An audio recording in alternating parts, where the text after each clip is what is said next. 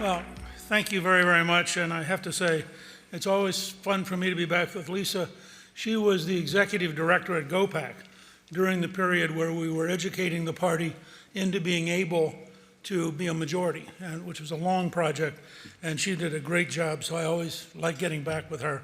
It brings back a lot of fond memories. I also have to say I'm delighted, I had no idea what was going to happen, but to be here with Debbie and John and the terrific job the Peterson Foundation is doing, and they have earned it, and they are remarkable, and they're going to help change America. So thank you for your leadership. I also want to say, Thatcher, I'm glad you're here. I think you will hopefully learn a lot, and you have a big name to live up to, so it's going to be fun to watch, and obviously your mother's working on it. I sort of feel like when I was coming here that Christmas arrived on November 5th. And that, I mean, a simple way to put it is, what would your mood be like if the other team had won? You know, I mean, just think about that. I mean, you know, we're all here happy, but my primary message is that all we won was a ticket to the dance. Now we have to dance. And that's really the key, and that the 2026 election is actually the key moment. If, like Franklin Delano Roosevelt, we can keep the House and maybe pick up a few seats, we are probably on the way to really creating a new, stable majority. If, like most times, the American people end up disappointed, our side doesn't turn out, and the Democrats pick up the House, then we're back to politics as usual.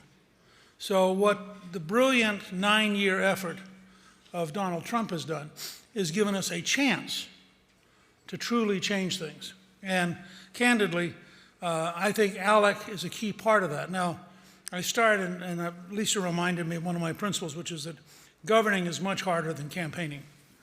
Those of you who have been in legislatures and tried to get things done will understand exactly how much harder it is. And my hope is that the new Trump team will pretty rapidly figure out that this is a very complicated process. So I'm going to talk about a series of things where I really do think ALEC can make a historic difference. I've been talking to ALEC meetings, I think, since about 1979 or 1980. 51-year history of this organization. I think this was the year ALEC was created for. Because,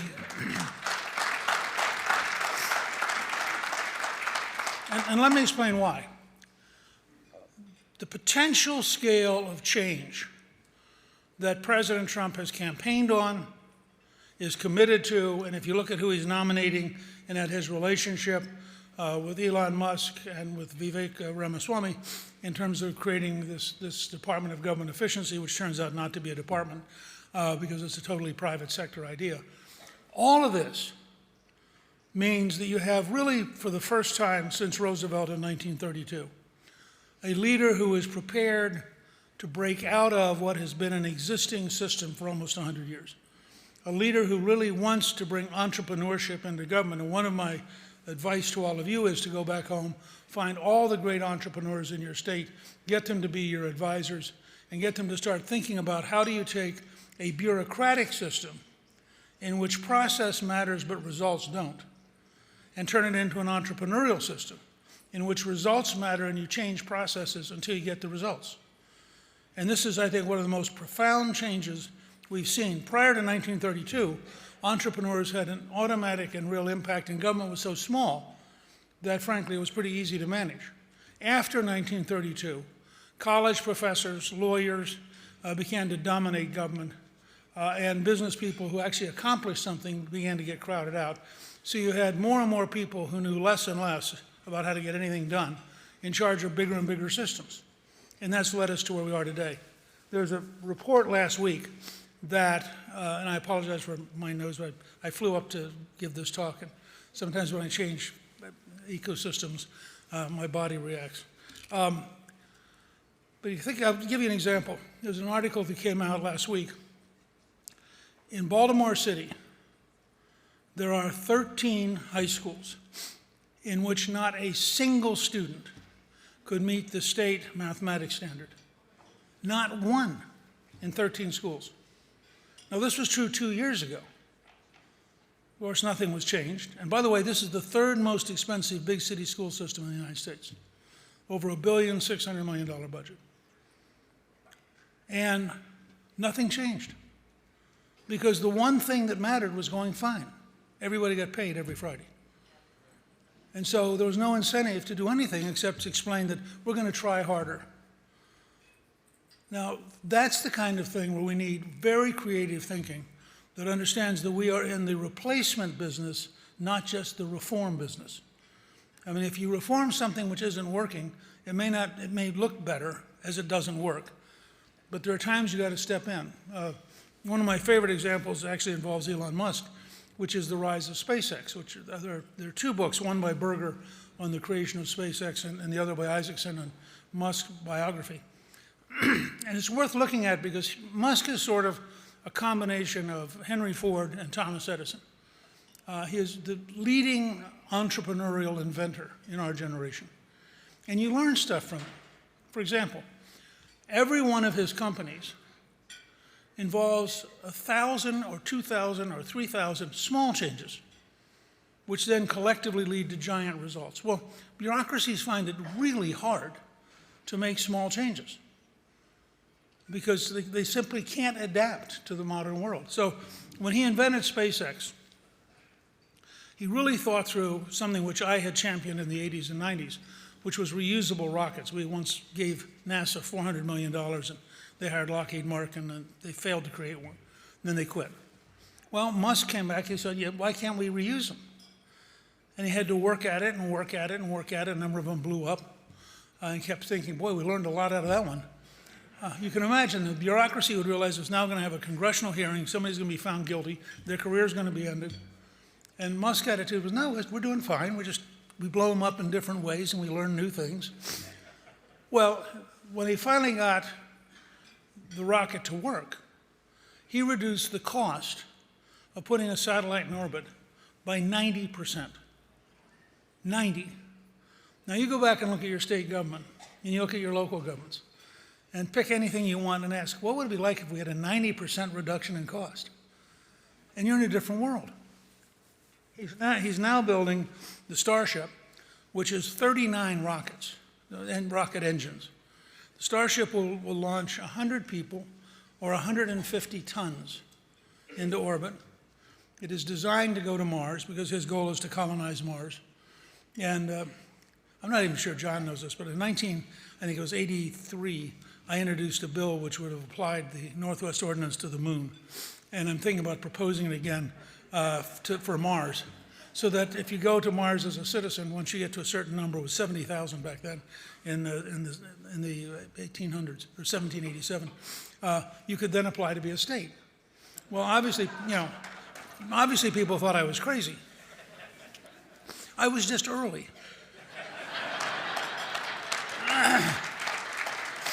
So I want you to take the sort of Elon Musk, Vivek Ramaswamy. First of all, every state could create a Doge. So you can, and there are a couple of key reasons. One is they need feedback on everything stupid the government does in your state that they almost certainly don't know about. I mean, nobody who's being stupid is going to call back to Washington and say, hi, I really need my job eliminated because this is stupid. They're going to write back and say, we're almost there. It's only, we've been trying for 11 years. I'm sure next year we're going to get it right. So one, you can look at what should you be telling people like Ramaswamy and Musk about things that the government, federal government's doing that are truly stupid. Two, what are the things the state government's doing that are truly stupid? Or the local governments. I mean, if you think we're going to have a very aggressive and very competent entrepreneur as Secretary of Education. The truth is that Linda McMahon she co-owns $1 billion business that has literally 1 billion views a month. It's basically wrestling, which is an art form which apparently an enormous number of people like, including Donald J. Trump. If you doubt me, go to YouTube and pull up the Battle of the Billionaires, which is Trump versus her husband in a wrestling match where they each had a wrestler. And the whole thing is hysterical. This is back years before he ever thought about running for office. And as you know, he's a great vaudevillian, and he's there in the middle of wrestling.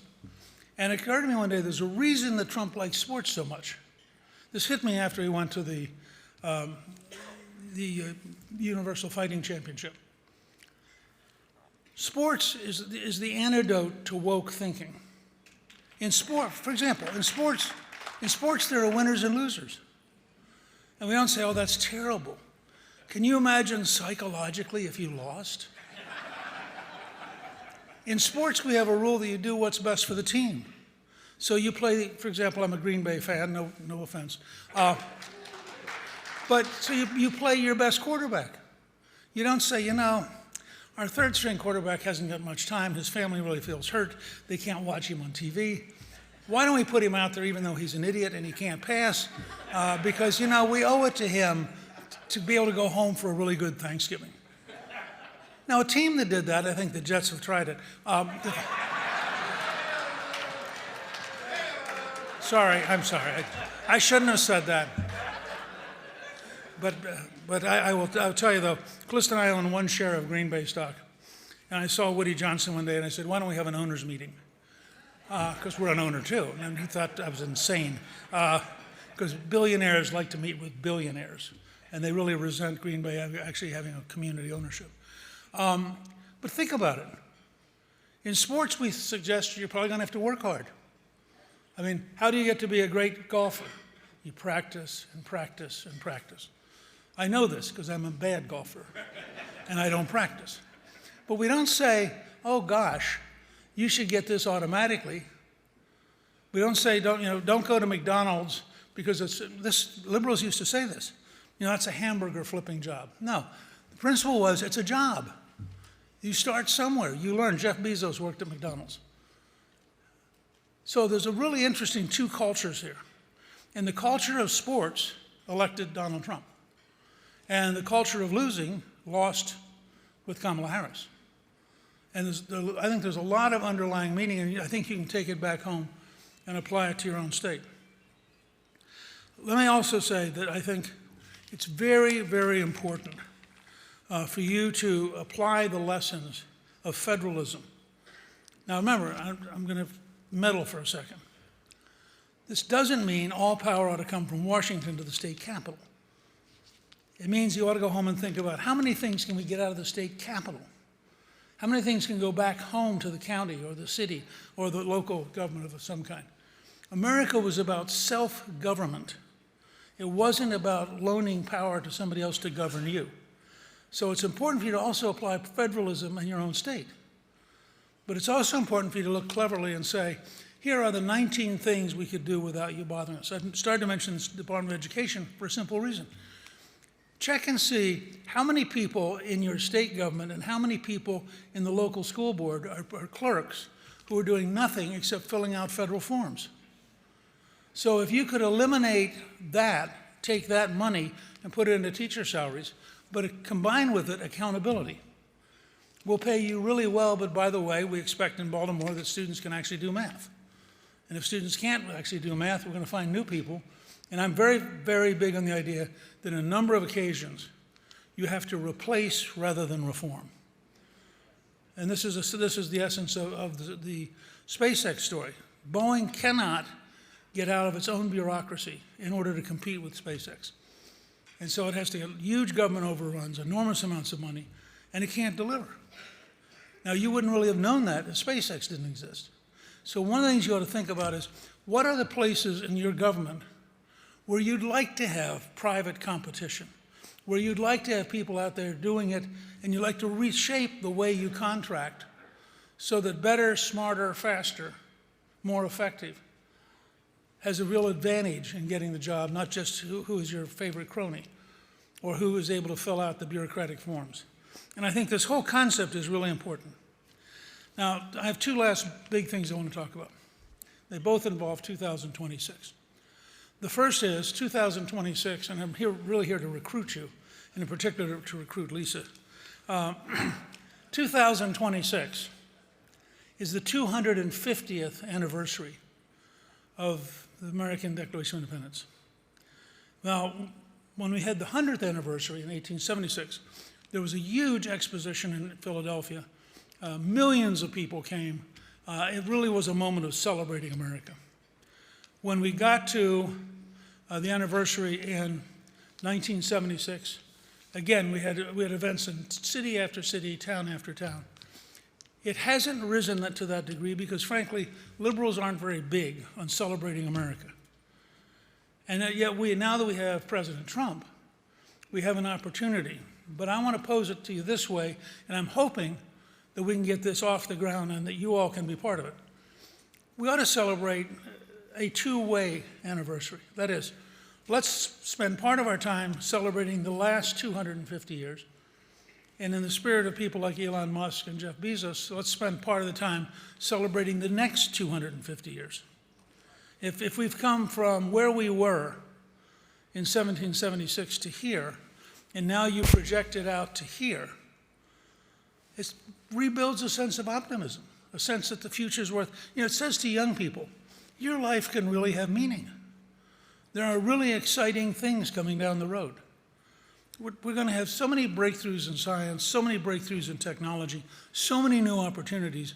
And so I'm hoping that across the whole country, and states certainly have a role in this, and cities can have a role in this, schools can have a role in this. I'm hoping that we can really have a year of both celebrating who we are with real American history, now that we don't have a president committed to wokeism, and we can celebrate who we are going to become. Because we have a chance, I think, to lead the human race into freedom and prosperity on a scale, and again, to go back to my original application of the Northwest Ordinance to the moon, I absolutely guarantee that, barring some catastrophe, we will be on the moon, we will be on Mars, we'll be a long way from there in 250 years, and we'll be doing very cool things, and life will be exciting. And we want young people to decide that excitement at living is better than excitement with drugs. And I think that requires creating a much more positive, optimistic sense of who America can be. So that's part of the 2026. The other part is this, and all of you can help, and we need your help.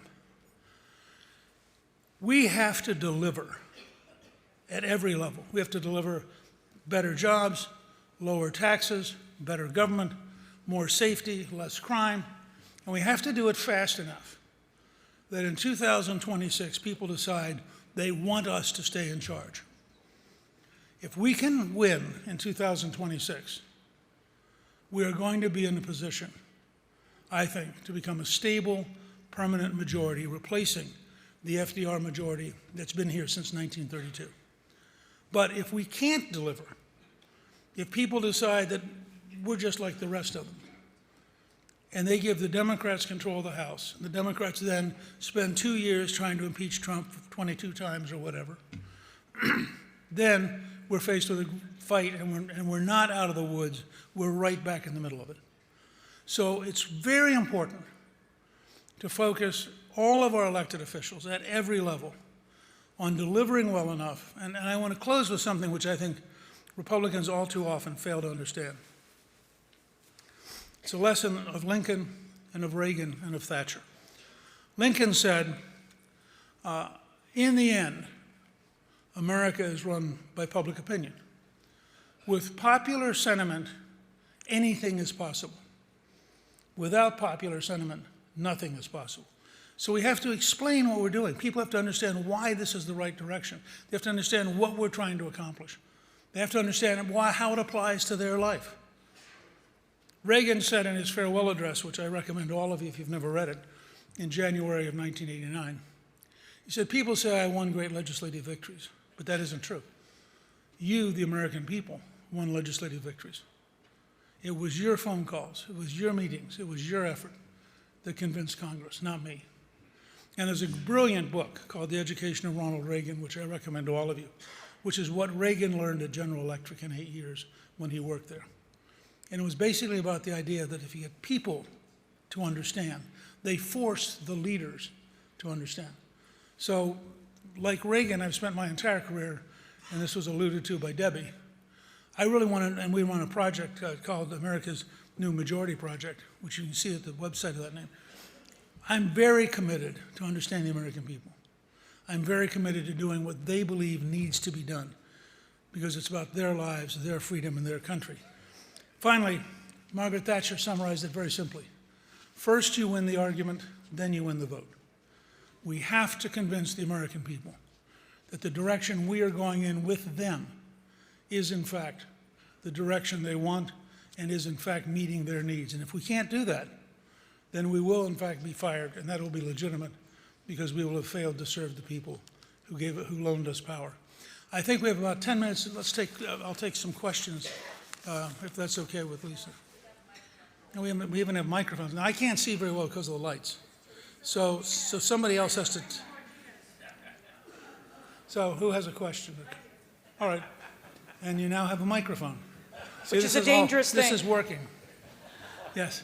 Speaker, what about inter-party squabbling? So many times the president has to fight the never-Trumpers, and even at the state legislature. Sure. We have so divisive inner fighting. What kind of suggestions do you have that we as legislators, and then perhaps the U.S. Senate and the Congress, that we can do to bridge or at least quell the fighting, the inter-party fighting? Thank you. That's a great question, and it's one I had to wrestle with for 4 years as Speaker and didn't always succeed. I would say two principles. First, try to find issues that are so popular that it's suicidal to be against you. When we passed welfare reform, for example, we split the Democrats 101 to 101.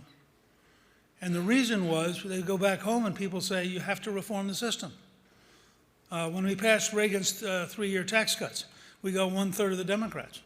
And the reason was when they went back home, people would say, you got to vote for it. So one, I would say, try to outflank the never-Trumpers or whatever the faction is by finding issues so strong that their constituents will compel them to work with you. They don't have to like you. They don't even have to be nice to you. They just have to vote with you. And I think that happens, so that's part of it. The other is, I think, to find fights that they like. I always used to tell people that one of the keys to dealing with the media, I don't know if John would agree with this, if you don't pick the rabbit you want the media to follow, they'll invent their own rabbit and it won't be nearly as good. So figure out fights that the other faction likes and help them fight it. And you should be able to find things that they are willing to fight that aren't necessarily against us. And then, so you have two things going on. Our stuff that's positive you want to get done, you get the country, you get their constituents to force them. The stuff that they really love that doesn't matter to us, we help them, they're excited because we're helping them go out and have fun by fighting liberals. Okay, next question. Mr. Speaker. There you are, I got it. As one of the most transformational leaders that our country has seen, I think you're the best person to ask this. But a lot of times we walk away from these conferences and our legislators are very excited about doing these big, bold ideas. And then when they bring it back to the state legislatures, unfortunately, you have a line of agency employees and other people telling them why these things are impossible and why they can't do it, and we've been doing it this way forever.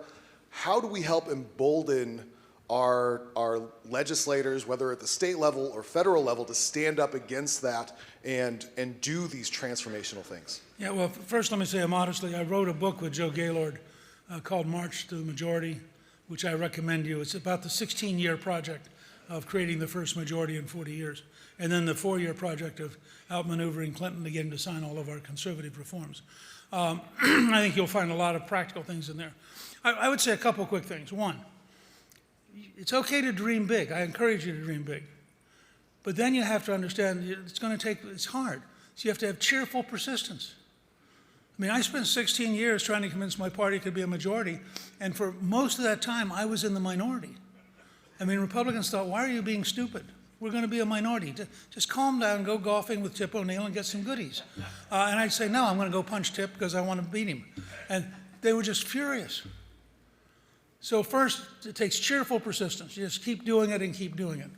Second, we follow a policy of listen, learn, help, and lead. So you've got to be really patient. When people say we can't get that done, you start by saying, well, tell me why. And you listen to them. and you learn from them. And then you say, well, what if we did this? And they say, oh, well, if we did that, I could do that. Well, now you're in a situation where they see how you're helping them, they want you to lead. When they want you to lead, you say, here's where I want to go, and here's how I think I can get there. And you immediately say to them, what do you think? So you turn every single person into an advisor. And you're always getting information back in. And then lastly, and this is why I'm still here today, you have to remind yourself every morning what you're doing is magic. This is the freest country in the history of the world. Now, what is it worth to improve and strengthen the freest country in the history of the world? In my judgment, my dad spent 26 years in the infantry. In my judgment, it's worth everything. And so I get up every morning, 7 days a week, and try to figure out what can I do today to help the country. That doesn't mean the country's going to like me. It doesn't mean when I go back home, they're not going to say, boy, that guy's weird. But you can only be the best you can be. You can't be the best you they want. Then you become useless. So, okay? Yes, Mr. Speaker. Melody Clark from Virginia and Only Citizens Vote. And I have a follow-up to in order to win that next cycle, we have to deliver. That is a big part of it. And the other part of it is like the award that was given earlier for the media. But every representative needs to understand that they have to make the story and the case for the good work that they do, because no one is going to do that for them. And if the American public doesn't understand what they did, they're going to believe the false stories from the other side. So they need to be ready to use their office every single time they deliver in their newsletters to their constituencies. Don't rely on the media, because the media won't be there. But do use more of the social media. I think that's really important. How can you tell them to encourage them to make sure that they create that narrative and deliver it themselves? Well, actually, this is a really good idea. And it may be something Alec could do.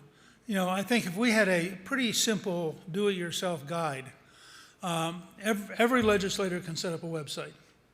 Every legislator can build an email list so that they're communicating directly to more and more and more people.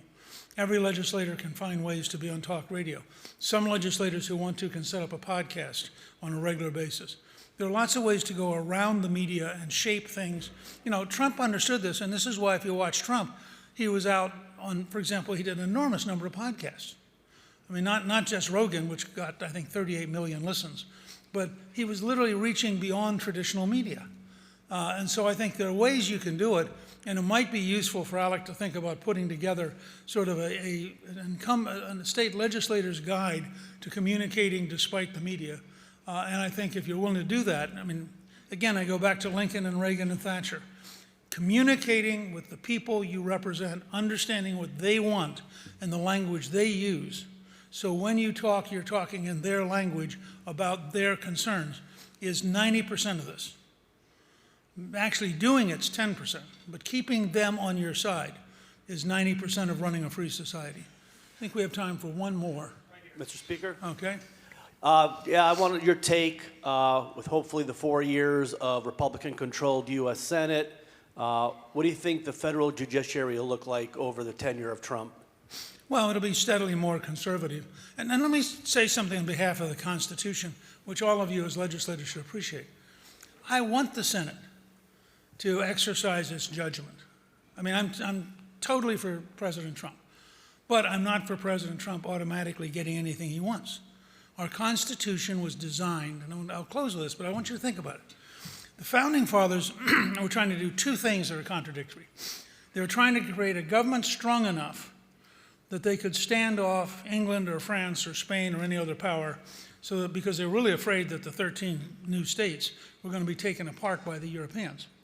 So they wanted a government strong enough to protect us. But they also knew from their study of history that a government that strong is a real danger, because it may decide to control you, not just control your opponents. And so they wanted to design a machine so inefficient that no dictator could make it work. I mean, trust me, this is a design. This is not an accident. They studied Montesquieu's theory of the spirit of the laws, who was the leading theoretician of this, and they said, well, we got it. we're going to distribute power.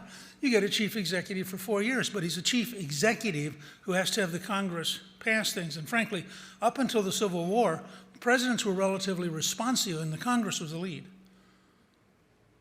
It's only when Lincoln has to fight a war that it begins to shift. And they were commanders-in-chief deliberately, because remember, the guy presiding over the Constitutional Convention had been commander-in-chief, had fought a war for 8 years. So he understood the concept. Then they said, okay, well, you get 4 years. Now, we want a Senate which is aloof. And the Senate for 6 years recorded no votes. And they were secret. They met, because they thought of themselves as being like the House of Lords. They secretly still do. And so the Senate gets elected only 1/3 every 2 years, so you can never have a wave of opinion that changes the Senate in one election. It was described at one point by Washington as the cooling saucer to the hot cup of coffee from the House. The House would be elected every 2 years. It was expected to be closest to the people, and frankly, if you read their writing, they expected it to be the strongest single part of government because it's closest to the people. And then you have a Supreme Court which says, by the way, there's this Constitution. And even if the House, Senate, and President agree, they have to agree within this Constitution. Now, that's all by design, because they thought that over time, this is why it was a republic, not a mass democracy. They thought that over time, wisdom would apply. And over time, we would both protect our freedoms and be effective at getting things done.